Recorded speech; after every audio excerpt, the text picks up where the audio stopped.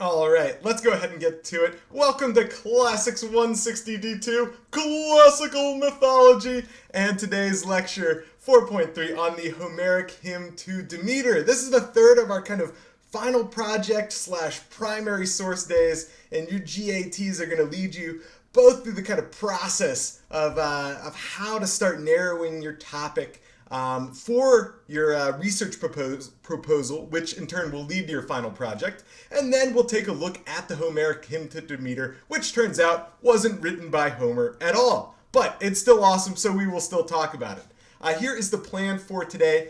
We've got announcements, which are not very many things, and a brief recap by yours truly. Then we are going to actually get some feedback from you, the hoi polloi, the many, in ancient Greece. So Colin is going to requisition that through a brief survey. We're going to work through the process of narrowing your topic, right? So we'll show you how to do that. And kind of rather than, I think, try to do the small group thing, I'll have you guys try to follow along on your own so that you're not just listening to what we're doing, but that you guys can kind of do it yourself. I got a quick message in the text. Somebody's like, "Oh, I attributed it to Homer in the writing assignment." No problem. If you put Homer down as the author in your writing assignment, you're totally fine. But maybe I don't know. Will we talk about why they're called the Homeric hymns later? Sorry, Colin. I can only see you on the little screen, and I don't even know if you're the one talking about it. Who's talking about it? You are talking about it. Yeah. Do we get to talk about why they're the Homeric hymns? Yeah, we'll talk. Me and Kay will talk a little bit about it and some fun stuff about them. Excellent. Thank you, Colin. All right. So other than that, we are going to move forward, dig into how to actually get going on the research, and then finally talk about those Homeric hymns. So what do we have announcements-wise today?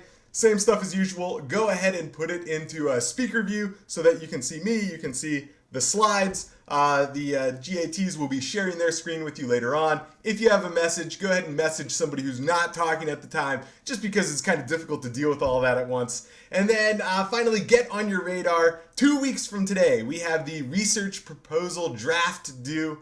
This is going to be 500 words long, and we want to hear your ideas on what you want to pursue for the rest of the semester, right? Again, don't do your best, at least, to try not to think of this as like some evil burden. But rather like your opportunity to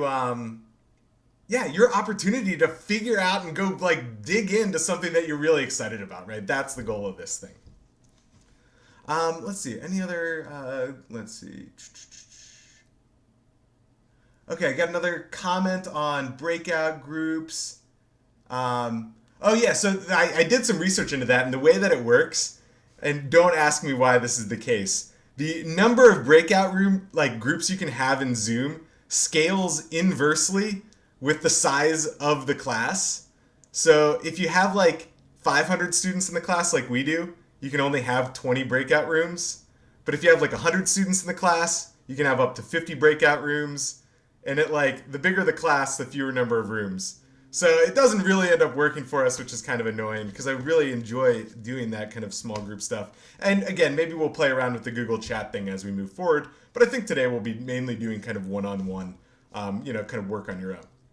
So brief recap from last time. I just want to focus a little bit on the rituals associated with Demeter.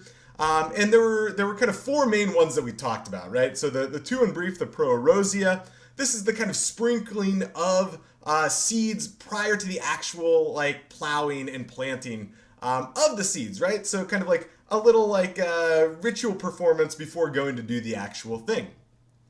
And then the Holoa is the first of a couple festivals that we have that are associated with both Demeter and Persephone, and where we see kind of a foregrounding of the role of women. And this is really interesting in the sense that much of Greek society, women tend to be kind of centered on the household in kind of the private sphere rather than kind of the public sphere that you would get in daily political and social and economic and religious life. But with the Holoa and with the Thesmophoria that we see after this, and then the Eleusinian mysteries as well, women end up playing a fairly prominent role. So the goal of the Holoa is to kind of ensure that the seeds don't die over winter. And what we see during the rituals is an inversion of traditional gender roles. So instead of the men getting drunk, being served by women, and telling crude jokes at like a symposium, we see the women doing this, right? So the men set a feast for them. The women are drinking all kinds of wine. They're getting drunk as hell. They're eating lots of phallic-shaped cookies and cakes, and telling dirty jokes. And what we see there is very, very similar to what we also see in the Thesmophoria, which is a 3-day ritual, again, in honor of Demeter and Persephone, where the women kind of start their worship on the first day. The second day is a day of fasting, where they also kind of, this idea of crude jokes come back into play. And then on day 3, women break the fast, and once again, they're sacrificing, and also these kind of like phallic-shaped cookies and cakes come into play. All signs of fertility, kind of both in the human realm, right, as well as in the agricultural realm, which is just as important. And then finally, what we closed with last time were the Eleusinian mysteries, right? And this is a mystery religion in the sense that, like, there is some sort of secret activity, secret object, secret knowledge that you get as part of an initiation process. And we talked about how this works, where you go from Athens down to the port of Piraeus to do this ritual cleansing, and then you make the procession 14 miles west to the site of Eleusis, where Demeter stopped during her journey looking for Persephone. And inside the temple of Demeter, known as the Telesterion that we see here, that's where the initiates end up seeing whatever that secret object is, gaining whatever that secret knowledge is. And it's been debated what that actually is. Some stalk of grain, some other kind of phallic-shaped cookie or cake, some other kind of knowledge that maybe doesn't even have a physical aspect to it.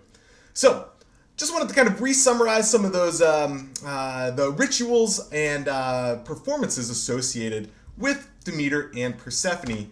And here we can see the actual remains of Eleusis. And again, if we get the Greece study abroad trip off the ground again, we'll certainly have to go there. I don't think we're going to make the 14-mile walk from Athens to Eleusis.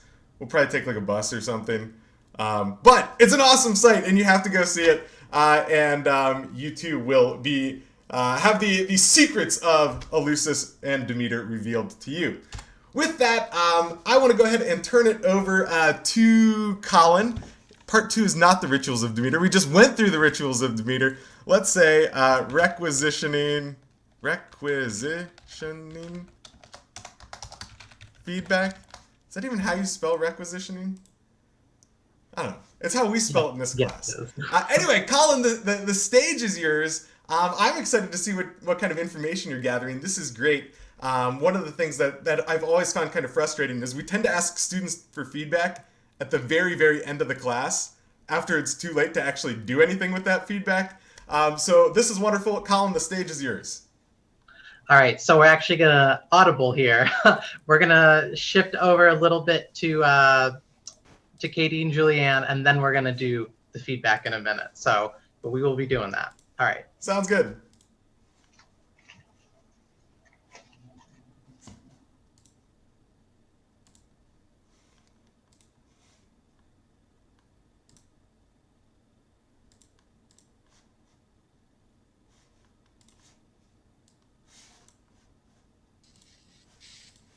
Hey guys, happy Friday. So to get started right now, we've got, like Dr. Rob was saying, we've got about 2 weeks before your first draft is due for this paper. And for me, one of the most difficult challenges when it comes to writing a paper is just trying to narrow down the topic and get something that's not so massive that, you know, it takes a ton of research and a ton of time and is way over the word limit or, you know, is just kind of touching on the surface in a way that doesn't even, you know, really say anything about your topic. So I just wanted to kind of chat about this a little bit and see if maybe we can help start honing down some of these topics that might be a little too broad right now. So in doing that, I just kind of thought what might be a good initial idea for a topic. And I thought, well, you know, I like the Greek world, I like wine, so maybe Dionysus would be a good way to go. So is this a good topic? Well, that's kind of a hypothetical question because like we're already saying, that's way too broad, right? Just to try and say, well, I'm going to write about Dionysus. You're going to have at least a book. So let's go ahead and move forward and see maybe how we can break this down a little bit. So the best thing that I found, just to kind of narrow it and focus it, is just asking a lot of questions, particularly why questions and how questions. So think about the things that you're interested in and just try and ask questions based around those. So I came up with a couple of different examples here. Maybe I could sort of look at why was Dionysus associated with the theater? You know, in looking at the Greek world, it seems like there's a lot of people that kind of gravitated towards Dionysus. Was there a common type of person Dionysus associated with? Why were these people drawn to him? And then, you know, we're looking at the Homeric hymns right now. So I got out my book of Homeric hymns. There's one to Dionysus. So I thought maybe, you know, I could look at how the concept of piety is approached in the Homeric hymn to Dionysus. So let's say that's the one that I want to go with. I'm going to write about piety in the Homeric hymn to Dionysus. So one way that you can kind of spin this around and really focus on why this topic is important to you and what you want to give to other people in researching this topic is to put it in kind of this XYZ formula. And if we move on to the next slide, we can kind of see what that looks like. So the X is the part that you're working on. I am working on X topic. And the Y is, what do you want to find out? I'm working on X topic because I want to find out why. And then the Z is what you hope to present to other people. So altogether, it's I'm working on X because I want to find out why so that I can help people understand Z. So when it comes to this hymn to Dionysus, I could kind of frame that as I am working on the concept of how the concept of piety was approached in the Homeric hymn to Dionysus, because I want to find out what was considered appropriate behavior in ancient Greek worship, so I can help people better understand piety and Greek religion. And now I've got a really clear direction and a really clear focus on what I'm looking at, why I'm looking at it, what I want to achieve, and just kind of how I can start framing my research, because that's going to be the next step in this program. So just to kind of recap, let's move on to the next slide. So find yourself a broad topic and then start asking a lot of questions about that topic that are sort of centered around your interests. Ask a lot of how questions, a lot of why questions, and then try and put it in that X, Y, and Z formula so that you really get a real grounded idea of what you're looking at, why you're looking at it, and really what you hope to get out of it. So I think Matt has another great example. So let's turn it over to him and see what he's got. All right. Thank you, Darcy. So I want everybody to kind of help me along with this here. I have some ideas of my own, but I want to see what y'all's ideas are as well. So let's start with something really broad, right? The Trojan War. Now, kind of like Darcy said, you can ask a question. You can also look for topics maybe in the Trojan War that you like, individual fights or certain heroes. So let's get in the chat. Let's get some ideas that people may have about the Trojan War, topics that they may think would be cool to write about. Let's get a couple in the chat and see what we get. Achilles. Achilles is always great. Achilles heel. Gorgons. Helen's influence. Helen started. Achilles and Patroclus. Trojan horse, always a great one. The gods influence the battle. Yeah, these are really good topics. And so you can kind of see even big topics can be broken down into slightly less big topics. So we got to narrow it down even more.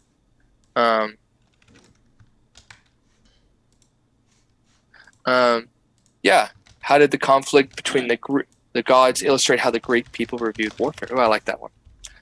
About how Aphrodite had a hand in it by stealing the princess. All right, so those are all good topics. All right, so I'm going to give you one of my topic. Well, I think Katie, you're controlling. Will you hit the button? Thank you. So, here, kind of a topic I had was depictions of like dishonorable or merciless acts. Now, I don't know how many of y'all have read the Iliad, but can anybody think of some dishonorable like acts in the Iliad, the Odyssey, the Aeneid, anything about the Trojan War? See if anybody has some ideas. The horse, it's a good one. Let's see. When Achilles drags Hector's body around, that's a really good one too, and that was perfectly destroying the temple. So yeah, these are all good ones. Yeah, you kind of break it down. Like, this is what I'm interested in, and start like thinking, oh, what are different scenes that I could do, or different things that I could go into. All right, hit the next one, Katie. So, my idea, when I focused it a little bit more, was the depiction of the death of Priam by Pyrrhus in the Aeneid. So, for those that don't know, Pyrrhus, or Neoptolemus, was actually the son of Achilles. It's a weird story and happened right before the Trojan War. But yeah, so he actually is the one that ends up killing Priam. And if you see here on the right, that is Pyrrhus killing Priam by beating him to death with his own son. That's not how he did it in the Aeneid, but that's a lot of people depict him like hitting Priam with his own son. Pretty brutal. So here again, let's ask in the chat, what are some ways you think you could write about this, about how Pyrrhus like killing Priam? So if you kind of see here, he's killing him on this altar. It's the altar of Zeus. And one thing I really like about this scene, which is really cool, is basically Pyrrhus is depicted as like completely bloodthirsty, and he doesn't care. And what happens is he kills Priam's son, and then goes to Priam throws a spear at him, and then he goes to kill Priam. And he's kind of like this. It's kind of like this dishonorable act because it's on the altar of Zeus, and Priam is kind of seeking like protection from Zeus there. And Zeus, as Dr. Rob talked about, was just, he let it go. Like Troy was done for. And Priam is like, this is such a dishonorable act. Your father would be so ashamed of you. And Pyrrhus' response is my complete favorite. He's basically like, yeah, when you see dad in hell, tell him how you feel. And it's great. He just no regard for kind of these maybe honorable rules of war, or even the respect for his father, Achilles. So yeah. So this is kind of an idea. So we've broken down even more. Trojan War, something that happens in the Trojan War, a very specific event of that. All right, let's hit the next one, Katie. So now let's ask a question. And like Darcy said, how might the Greeks or the Romans have viewed this? Why might it be good or bad to them? Does anybody have any ideas why this might be a good or bad thing, or how the Greeks or Romans might or might not have liked this? All right, see if. So yeah, just send it in the chat if anybody has any ideas why it might be a cool idea.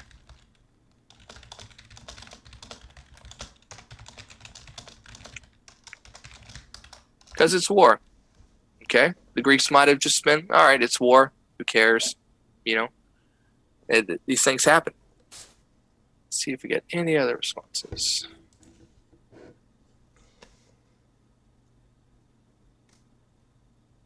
right. Seems to be pretty much it. So, yeah. Yeah, there's little honor in his tactics, but there's no honor in losing. Depends if they're a warring culture or not. Yeah, there's a lot of things you can do. And you can actually, a way to kind of look at this is you ask this question and then basically look at other depictions in the Iliad, the Odyssey, or the Aeneid, and see, oh, they didn't like this, or they did like this. They didn't care about this. This is kind of similar to eating your own son, a little bit, like beating to death the own son. By the way, he is not the son he kills is not a baby. It's a full grown man, but they usually depict him as like small and miniature, either to like beat him, or yeah. So yeah, let's hit the next one, Katie. So we've asked the question, and then what does it help myself understand? What does it help everybody else understand? So this might be a good way to see how, the Greeks might have viewed like senseless or sacrilegious stuff. Does anybody else have a good idea why it might be interesting to look at? Like, what about it would people be interested in? Let's see if anybody has anything in the chat. It's pretty dope. How the gods treat men. How the gods treat men, or how Greeks thought of just like people going in there and killing. And also how, I think another good one is how the fact that he's killing him on the altar of Zeus might show something. That might be a good way. And it also just shows the way people kill each other. So yeah, let's go to the next slide. So if we break it down with our XYZ formula, we have X, death of Priam by Pyrrhus. Y, how might the Greeks or the Romans have viewed this, and what their stance might be compared to other famous deaths in the Trojan War. And then Z tells me about the Greek views of sensuous and sacrilegious slaughter. So yeah, so breaking topics down, just find things and just start like seeing different scenes, different characters. Like if you don't want to do a god, if you want to do a story, a myth, a book, a piece of literature, just start with, all right, I like the Iliad. All right, look at a chapter. I like this chapter. Then I like this scene, or I like this character. And that's how you break it down. And once you get that, ask a question. Why is Achilles, for most of the Iliad, sulking in his tent?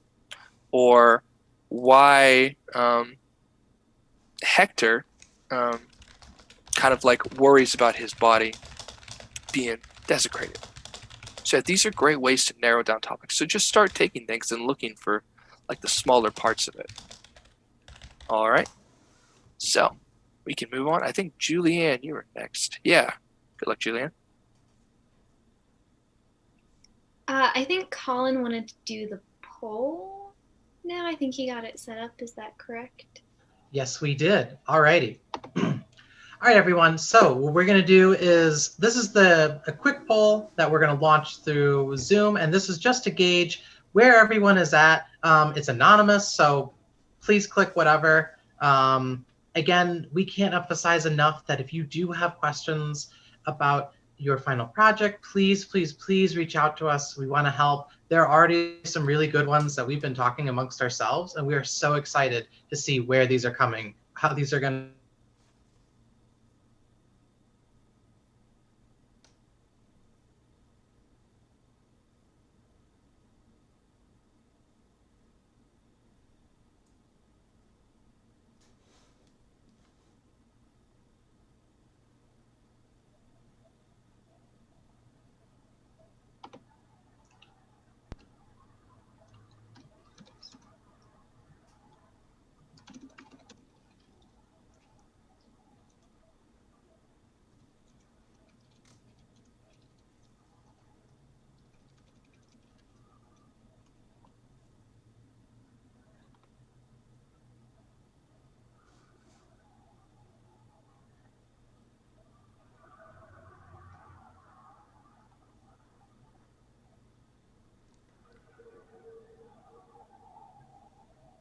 Okay, so there's still a few people trickling in, but it looks like, there's a lot of people in the middle, a lot of people who don't have an idea. Again, please contact us.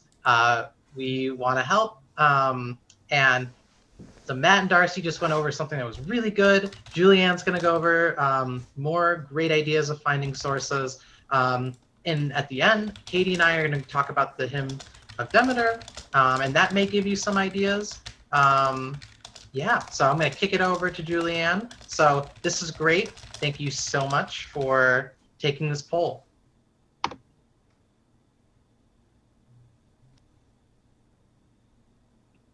Okay.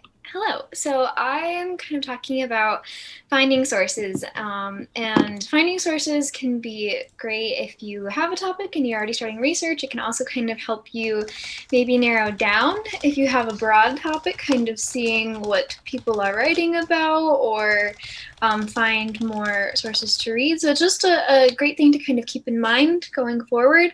So the internet is a wonderful place, and obviously we are reliant on it now more than ever. But that's good because there are a bunch of really great digital resources. But I did want to start with the warning that, mythology is such a fun and interesting topic, and a bunch of people like it and are interested in it. But that also means that a bunch of people have put stuff out on the internet that you maybe don't want to use as your sources for academic projects. They can be fun to look at or appreciate. But you don't want to just go and cite Joe Schmo's website who read Percy Jackson and now knows all about the Greek gods. Although Percy Jackson is awesome, so no hate there. But you do want to be kind of careful when using internet and online sources. So we kind of compiled this little short list of good places to go. First of all, we would highly recommend the Oxford Classical Dictionary. And that's available through the University of Arizona's library website, and I'll show you here in the next couple slides. But that is really great. It's a better alternative to Wikipedia, so it just has like short, kind of Wikipedia-sized entries on different things, and you can search a variety of different topics. You can search a god, you can search a work, you can search an author, you can search a place, a locale, and it'll give you a little like entry on it that, it's written by scholars, so it's pretty credible, pretty good, and it also comes with a bibliography at the end, which is really, really nice because then you can go and like look up other sources that are also going to be credible and good. And it also has like hyperlinked in there other articles. So if you're reading something about like, I don't know, Zeus, and it mentions Io, then you could click on Io. Her name will be hyperlinked, and you can click on that, and you can read her article. And so it's a really great way to kind of get started and get some more information on these texts. And like I said, just a very good website for bibliography. And it also has stuff on like the ancient texts. So if you want to know more about the authors, or if you want to find more of the ancient texts that maybe we mentioned but don't read in this class, again, Oxford Classical Dictionary is a great place to start for projects like this.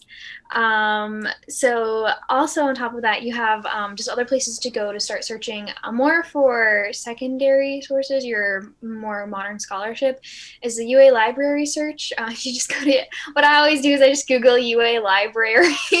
I'm sure you could bookmark it, have it more readily available, but that's just an easy thing to do. You can also go to, I don't know if you guys are familiar with JSTOR. If not, it is a super great website, and it does only show you works that they have available online, but it also means that anything you find there, you'll be able to get a PDF of, and they do have a bunch of really great scholarship. And then also another great option is Google Scholar. Make sure this is Google Scholar, not just regular Google, because again, with regular Google, you might get all those random fun, but not necessarily the most credible or educational sources.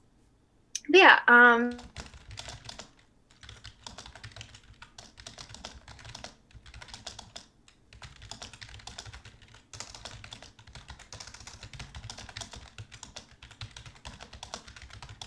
I think I froze.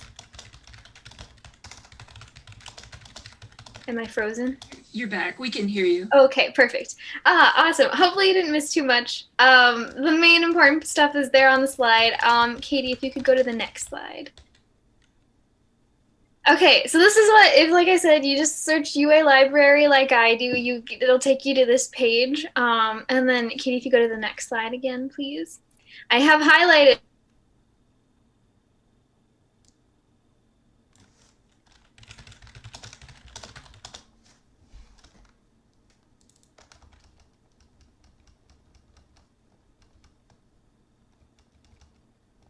Again.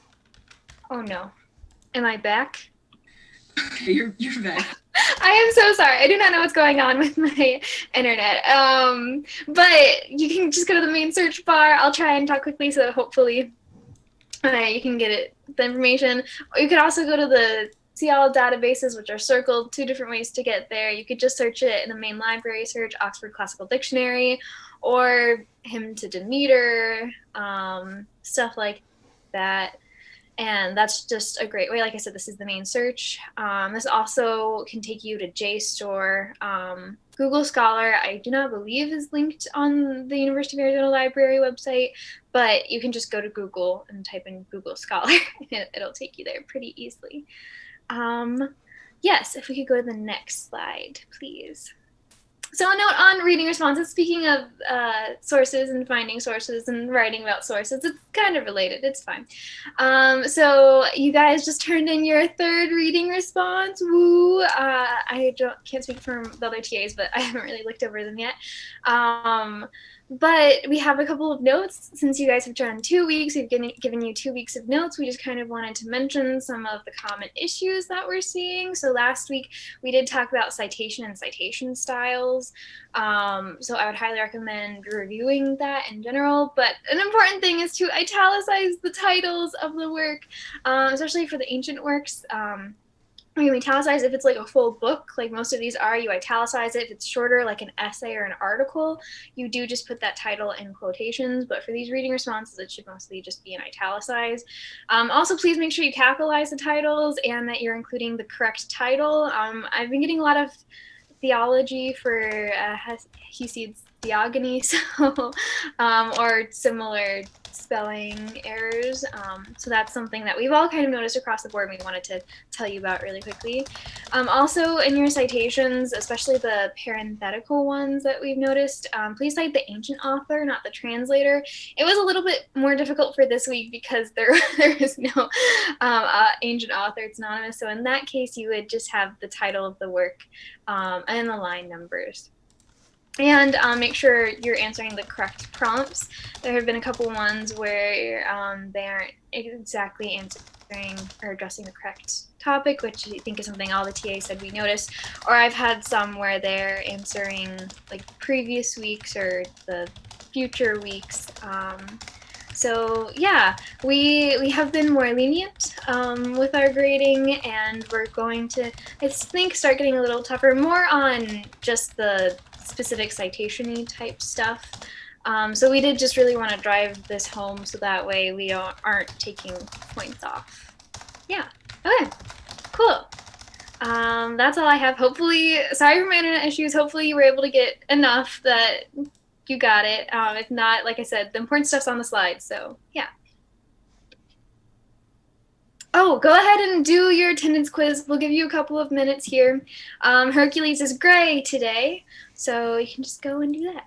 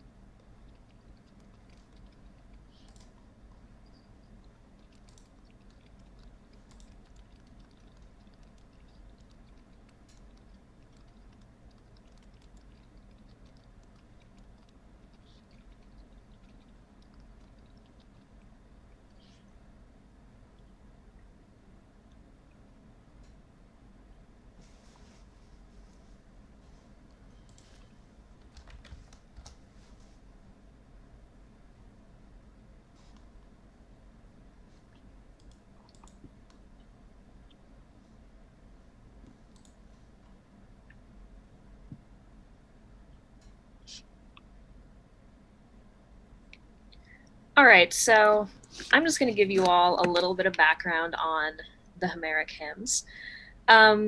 We have really varying degrees of information on all of these. There are 33 of them, and all of them are anonymous. We have no idea who wrote them. And you're probably wondering, well, why are they called the Homeric hymns if we don't know who wrote them? Well, there are a few reasons for that. First and foremost, they have a very similar, they have a really similar style to the way that Homer was writing. So they're all in dactylic hexameter, which is what we have in the Iliad and the Odyssey. They have similar formulas in terms of like just how things are phrased, like the sort of metaphors that are used, just that sort of overview thing. And they're all in the same dialect that Homer used. And that's a really early form of Greek that has features that we can see in later Aeolic, Ionic, and Arcado-Cypriot Greek. And if you look at the map over here, you can see where those groups end up in later Greek. So we have the yellow is Aeolic, the Arcado-Cypriot is the green, which is here and here. And then we have Ionic over more in the eastern part of Greece. The other reason that these are called Homeric hymns is because of Thucydides, who in the history of the Peloponnesian War mentions these hymns and calls them Homeric. And well, the name just stuck. We just said, well, Thucydides said these were Homeric, and now that's just what we're going to call them. So here we are, a few thousand years later.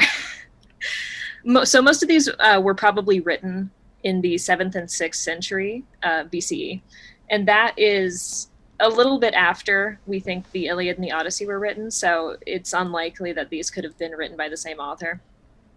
But they do span a pretty broad range of time. And the latest one, the Hymn to Ares, could be from as late as the 5th century Common Era, which is just a massive 1,000-year gap. So see if I can change the slide while I'm also speaking. Here we go. All right. So these hymns are probably part of a much larger genre that was just really popular throughout this time period, something that people would use to just share the stories of various deities. We only have 33 surviving, and of those 33, there are only 4 that are of any reasonable length.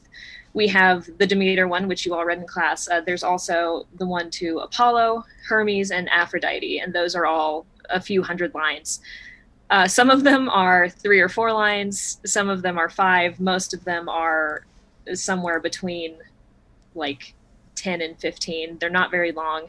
They all have a very similar structure. They like start out with an invocation and they end with just like, and now I'll sing another song.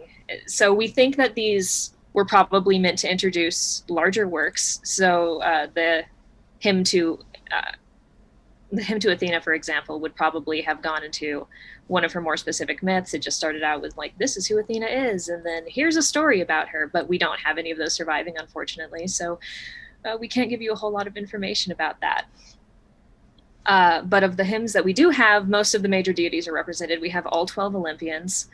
We also have Hercules, we have Hestia, Pan, just a few other people made it into the mix here.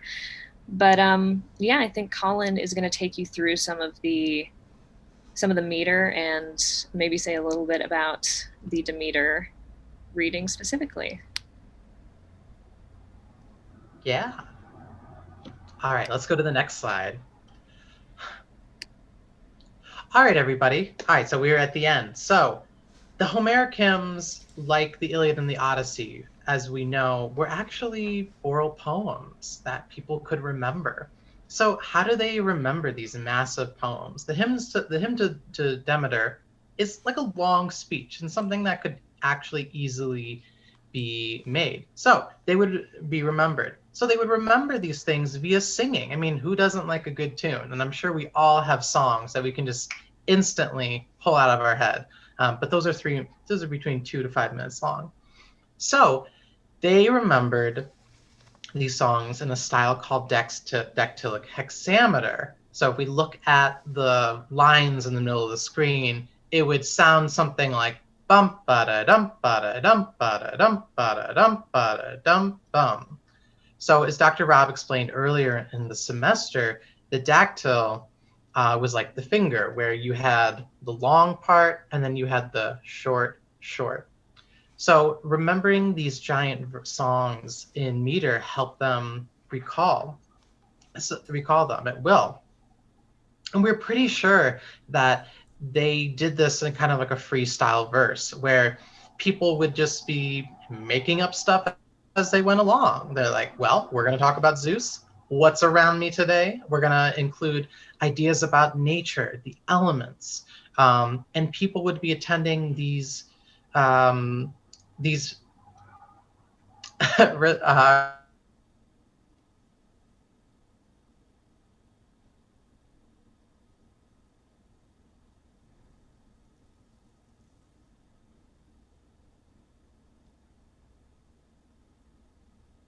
someone said I froze. Can I be heard? Okay. Back on. Awesome. So these stories were probably all collected together, and they're all collated, and they're different traditions. So it's kind of cool to think that, like, oh, there's not just one story of Zeus or Athena or Demeter, but there's probably hundreds and thousands of them. All right, so let's go on to the next slide. So one of the fun ways that this one thing, something that actually blew my mind learning about the Iliad and the Odyssey, was that there's some crazy number where in the Iliad and the Odyssey, people are referred to by certain epithets, and they have these names. And these were actually placeholders that poets and bards would use to recite and remember people at will. So we would think of like Zeus as like high thundering Zeus, like cloud gathering Zeus. So I found a couple epithets from Demeter and Persephone, and I thought it'd be interesting to explore some of these. So this is from my translation that I have from Sarah Rudin, but I know that Dr. Stefan had a different translation, so they could be just a little bit differently. So on the left, we have Demeter. So some of these things that are really interesting is the gold sword, bright grain, queenly mother, queen of seasons and their treasures, giver of bright gifts, shining, revered, yellow-haired, dark robed. What's that about? So we have this imagery of like kind of like these like soft palettes and being in Demeter, being in nature, not only being a mom, but she's the queen mom, like super cool. And then we get into Persephone, and I'm interested to see what you guys think about these different types of epithets. So we have flower face, slender ankle child, interesting, with the long belt, loose sashed, pure, timid consort, the noble, wise. So in the chat, people want to put into the general chat or message me. I want to see, what are y'all thinking? Like, why are people saying these things about Demeter? Why are people saying these epithets about Persephone? What themes are we noticing?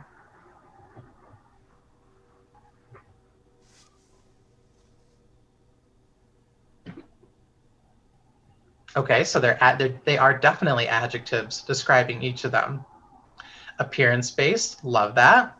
Physical characteristics, theme of age, ooh. Someone said all things that women could have, things that they were known for. Some of these are describing the physical and psychological characteristics of them. A lot of them for Demeter going about fertility and beauty, more appearance. Ooh, this was a solid one. Motherhood versus maidenhood. Excellent. No, they're not very negative, very positive connotations, very descriptive. Some of these are desirable qualities. Yes, we did do attendance, it's gray. And these are sought after qualities.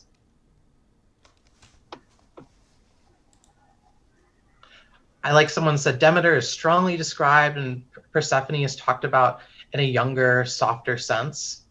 What does with the long belt mean? Yeah, that's kind of a funky one. So I think with if anyone else wants to jump in on this, why are they focused on the ankles? Hey, ancient Greek ankles are sexy. So I think with the sexy ankles, that is supposed to show that women are supposed to be modest and chaste, and they're not too revealing of their body. With the long belt, so interestingly enough, some of the belts would be girded right under the breasts. So maybe that's showing something about that. Maybe you do have a skinny waist. That could just be a modern interpolation. Maybe the belt does mean chastity. That's a pretty good one. Oh, someone said maybe the belt is like a leash tied to her mom. I don't know about that. I like the references to the low-rise pants. Yeah, mom jeans are like super hip right now, for sure.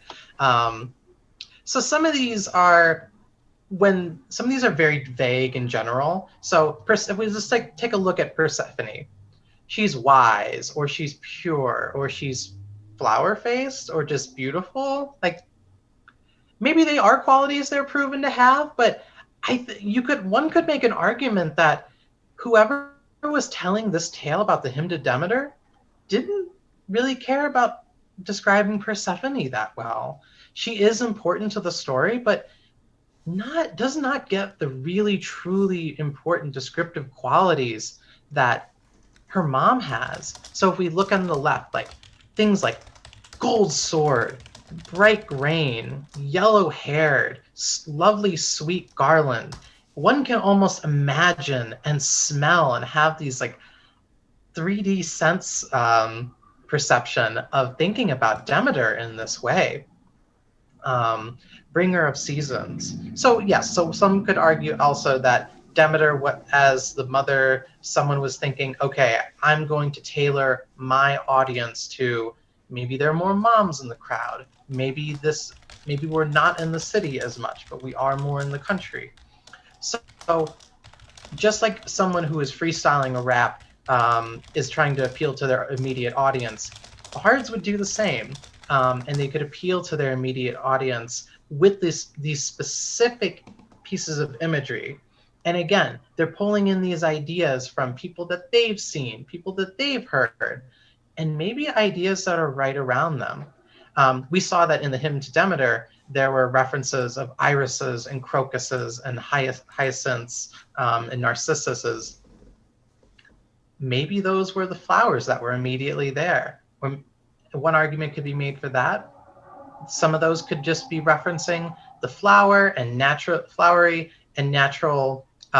personification of Demeter and Persephone. And there's definitely a lot dealing with fertility and beauty. All right, so I hope this helps. This is a different way to look at the Homeric hymns, Homer, and a way to read the text closely. Let's kick it over to Dr. Rob. All right. So TA's wonderful stuff. Really good combination between both the final project and the Homeric hymns. I always wonder, Katie, when you're showing that map, like the Arcado Cypriot stuff, where you get this like little pocket of Cypriot influence stuff in the middle of the Peloponnese. Totally wild. I also just want to thank all of you students. We are just about a month into this thing now. And I know it's like not the normal way. I know we all kind of wish we were in the classroom. But you guys have just been doing a fabulous job keeping up with the Zooms. Continue to get in touch with me, get in touch with the TAs if we can do anything for you, and keep working hard on those projects. So have a great weekend, and we will pick it up again on Monday. All right, I'll see everybody later.